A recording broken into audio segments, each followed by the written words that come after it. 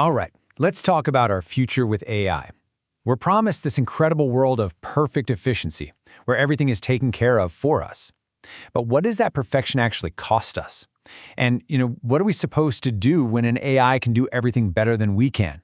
Let's dive in and really explore what that future might feel like. Just imagine this for a second. You have a personal AI assistant that is completely 100% devoted to you. It knows your health data, your secret little preferences, maybe even things you haven't admitted to yourself. And get this, it's not working for some big corporation. Its only job is you. Sounds amazing, right? But as we're about to see, a world of flawless advice might have a pretty serious downside. So this entire future really hangs on this one big idea: a dedicated, personal AI assistant for every single person on the planet. Let's break down what that would actually mean for our day-to-day lives. And we're not just talking about a smarter Siri here. No.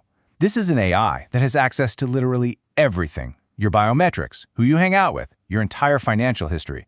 And its only mission, its only reason for existing, is to make your life better. To give you advice that's so perfectly tailored, so obviously correct, you'd be crazy not to take it. Okay, so this is where it gets really interesting. Look at the promises here. First up, better decisions. The AI tells you who you should date based on, say, genetic compatibility. Second, perfect shopping. This is wild. Your AI notices you need a new shirt, finds 100 other people who want a similar one, and boom, places a bulk order directly with the factory. The entire retail middleman just gone. And third, total efficiency. Every choice, every purchase, every single moment is optimized for the absolute best outcome. A life with no mistakes, no bad choices, zero inefficiency. I mean, that sounds like a utopia. It really does. But what happens to the human spirit when there's no struggle left? What's the point of a life if there are no problems for us to solve?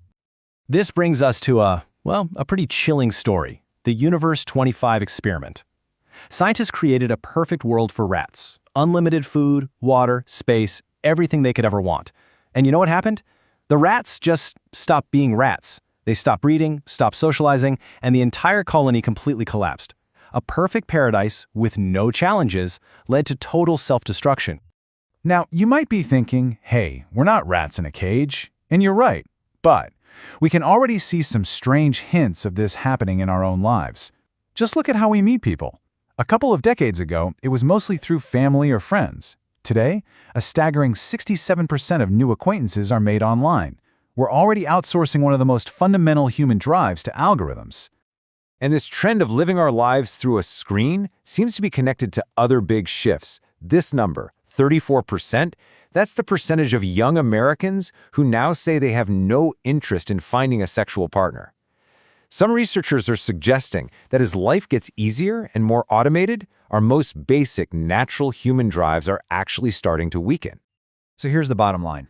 When AI solves all of our external problems, what to eat, who to date, what to buy, the final frontier, the biggest challenge left for us to face, is an internal one. It's the search for meaning, for purpose, in a world that doesn't really need us anymore. Our own mental wellness becomes the new battleground. But here's the twist.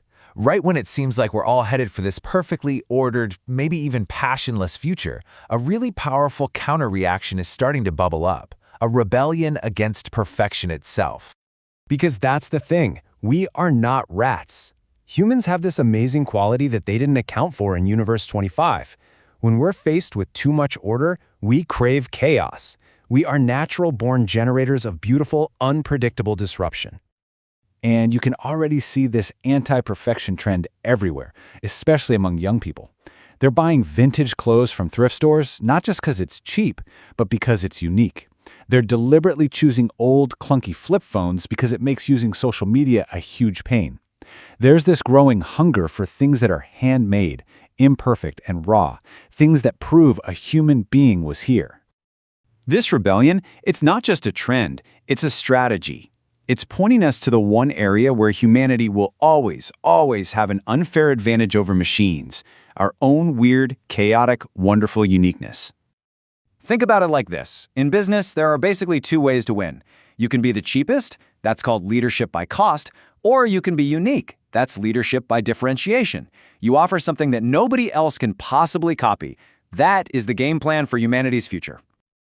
Let's be honest, we can never compete with AI and robots on their terms. They will always be more efficient, faster, more precise, and way, way cheaper. It is a game we are absolutely guaranteed to lose. So we have to play a different game. Our competitive advantage lies in the very things that AI can't do. Our quirks, our flaws, our individuality, and, yeah, our ability to create beautiful, unpredictable chaos. So what does all this mean for the real world? For your job? For the entire economy? Well, it means we're heading for a massive shift, away from rewarding efficiency and toward rewarding humanity. Let's take marketing as an example. In the next 5 years, performance marketing, all the ads, the funnels, the targeting, it could become totally obsolete. Why? Because your personal AI agent is doing the buying, and you can't trick an AI with a clever ad. And in 10 years, even strategic marketing could die off, as this new Android economy just serves our needs directly, no persuasion needed. You can see the shift so clearly right here. Any job that's based on just repeating a task or analyzing data is at risk. But look at what's on the rise. These are roles that depend entirely on human connection.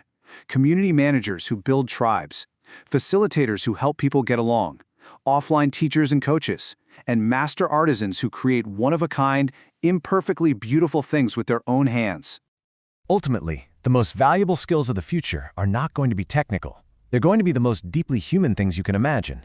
Empathy, the ability to tell a great story, building real communities, raw, messy creativity, and the increasingly rare skill of just having an authentic offline conversation. These are the things that simply cannot be automated. And that brings us to the final and most crucial takeaway. In a world where technology is threatening to optimize our humanity right out of existence, where an AI can be a better, more rational version of you, the single most important act of rebellion and survival is to hold on to the messy, imperfect, chaotic, and unique parts of yourself. Because that stuff, that's not a bug to be fixed. It's our greatest feature.